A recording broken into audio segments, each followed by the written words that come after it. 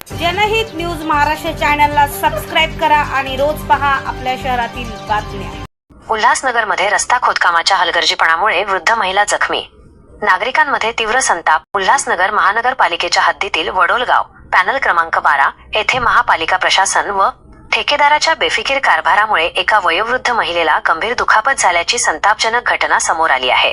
रस्त्याच्या मध्यभागी drainage chamber लाईनसाठी करण्यात आलेल्या खोदकामामुळे पडलेल्या खड्ड्यात पाय अडकून यशोदाबाई सिद्धार्थ जाधव या वृद्ध महिला गंभीर जखमी झाल्या आहेत। मिळालेल्या माहितीनुसार आज 2 ऑगस्ट 2026 रोजी यशोदाबाई जाधव या रस्त्यावरून जात असताना रस्त्याच्या मधोमध असलेल्या खड्ड्यात त्यांचा पाय अडखळल्याने त्या जोरात कोसळल्या। या अपघातात त्यांच्या हाताचे बोट मोडले असून पायालाही दुखापत झाली आहे। घटनेनंतर स्थानिकांनी त्यांना तातडीने उपचारासाठी हॉस्पिटलमध्ये दाखल केले आहे।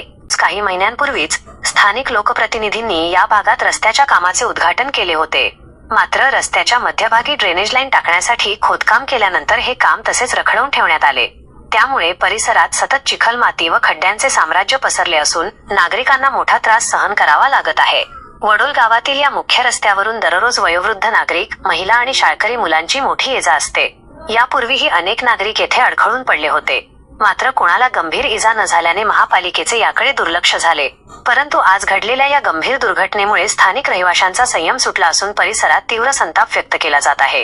या धोकादायक खोदकामाबाबत आणि रस्त्याच्या दुर्दशेबाबत संबंधित ठेकेदाराकडे अनेकदा तोंडी तक्रारी केल्या होत्या, मात्र ठेकेदाराने याकडे पूर्णपणे दुर्लक्ष केले।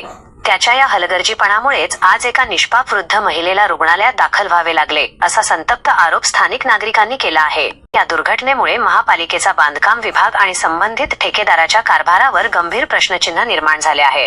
अपघाताला जबाबदार असणाऱ्या ठेकेदारावर व निष्काळजी अधिकाऱ्यांवर तातडीने कडक कारवाई करण्यात यावी आणि हा रस्ता तात्काळ दुरुस्त करून रहदारीसाठी सुरक्षित करावा, अशी आक्रमक मागणी परिसरातील नागरिकांकडून केली जात आहे। सकाळी माझ्या सांगते मी चालली होती बाहेर, तर मी पडली, ते खड्ड्यात पाय अडकला। तर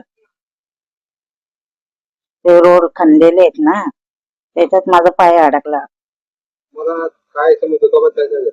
मला हाताला लागला आणि डोळ्याला लागला आणि पायाला लागला। हात माझा पेचर झाला। आमच्या सोनाने आणलं, सोनाने नातू होती माझी। सर जी, आपके हॉस्पिटल में जाधव करके एक महिला एडमिट हुई है, क्या वो घटना है और क्या उनकी उपचार चल रहे हैं? यशोदा जाधव सुबह में 10:30-11 बजे के करीब में हॉस्पिटल में आए।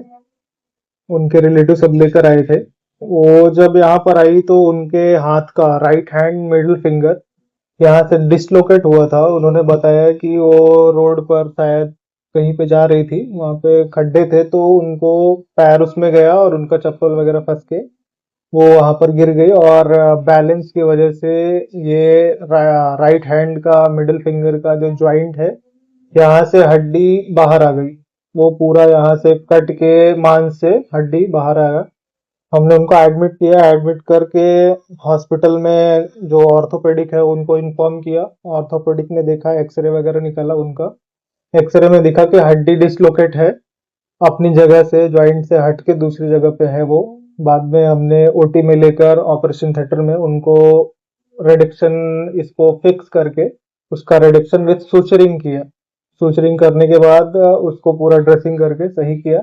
अभी उनको कम से कम 1 हफ्ते के लिए दवा वगैरह चालू रहेगा और एडमिट है अभी पेशेंट। उनके पाँव में भी कुछ जख्म हुई है? हाँ, उनके पैर में भी थोड़ा चोट लगा है, नी के पास में, राइट नी है शायद, तो वो भी थोड़ा पेन है। और एक राइट चिक पे भी उनको थोड़ा सा लगा है और उधर माइनर स्वेलिंग है। 1.5 ते 2 महिने झाले इथं भूमिपूजन केला हा रस्त्याचा। जे स्थानिक नगरसेवक वगैरे खूप लोक होते की 2 दिवसात काम चालू होणार, त्यानंतर काय कारणाने ते काम बंद होऊन ड्रेनेजची लाईन चालू केली। ड्रेनेज लाईन जे खोदलंय जून 27 तारखेला, कमीत कमी 1.5 महिना व्हायला आलाय। ते खोदलंय ते ठीक आहे, मान्य आहे, पण त्यानंतर त्याही नॉर्मल जे पीसीसी वगैरे करायचं काहीच नाही करा असं सोडून गेलेलं आहे। यासाठी रोज कोण ना कोण पडतो। 2 व्हीलरचं सोडून द्या, लोकांना चालायचं सुद्धा इथं खूप म्हणजे खूप त्रास आहे। आम्ही वारंवार त्या सुपरवायझरला कॉल करतो, त्यांना सांगतो इथं अशी अशी प्रॉब्लेम आहे, तुम्ही येऊन का नाही बघत। ते एकच बात बोलतात की रोड बनणार आहे। मी बोललो रोड जेव्हा बनल तेव्हा बनल, तुम्ही तुमचं काम व्यवस्थित करा। मग ते बोलतात, मग पाठवतात 2 लेबर येतात, ते पण अंडर 18 जे आहे लेबर, ते येऊन फक्त नॉर्मली माती टाकून परत जातात 2 दिवसात परत तेच। आज आमच्या मोठे बंधूची आई पडली. याच्या आधी पण टू व्हीलर पडले, पण त्यांना मोठा काय दुखापत नाही झालाय म्हणून ते वाट बघतात का प्रशासन वाट बघताय का म्हणजे मोठा काहीतरी व्हावा इथं?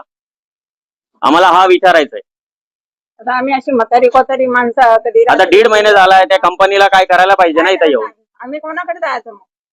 आज सकाळी एक दुर्घटना घडली. काय दुर्घटना घडली, काय याबद्दल? आज मी वडोलगाव पॅनल क्रमांक 12 या ठिकाणी रहिवासी असून माझी आई सकाळी 11च्या सुमारास काही बाजारात जाण्यानिमित्त निघाली. परंतु इथं काही महिन्यापूर्वीच म्हणजेच इलेक्शनच्या कालावधीमध्ये इथे ड्रेनेजची पाईपलाईन टाकण्यासाठी चांगला असलेला रोड हा खोदून टाकला होता. ड्रेनेजची लाईन टाकून काम पूर्ण झालेलं असून सुद्धा इथं रोडाची दुरवस्था अजून तशाच पद्धतीने आहे. ठिकठिकाणी इथे खड्डे खोदून ठेवलेले आहेत. त्या खड्ड्या खोदलेल्या कारणास्तव इथे कुठल्याही प्रकारचं बॅरिगेट लावलेले नाहीत. ठेकेदाराचे कोणी मजूर इथे उपलब्ध नाहीयेत. त्याच्यामुळे येणाऱ्या जाणारे ज्येष्ठ नागरिक आहेत, रहिवासी आहेत, त्यांना खड्ड्यांचा व इतर अपघातांचा सामना करावा लागतो. त्याचीच एक शिकार माझी आई या 11:30च्या सुमारास झालेली असून तिला खूप प्रमाणामध्ये दुखापत झालेली आहे. काय दुखापत झाली आहे आणि त्याचा उपचार कुठे सुरू आहे? सदरील माझ्या आईचा उपचार SN हॉस्पिटल उल्हासनगर 3 या ठिकाणी सुरू आहे. तिला मधल्या बोटाची करंगळी याची हड्डी तुटलेली आहे व त्याच अनुषंगाने तिथे 4 ते 5 टाके लावण्यात आले. पायाला सुद्धा दुखापत आहे व डाव्या डोळ्याला पण सुद्धा दुखापत झालेली आहे.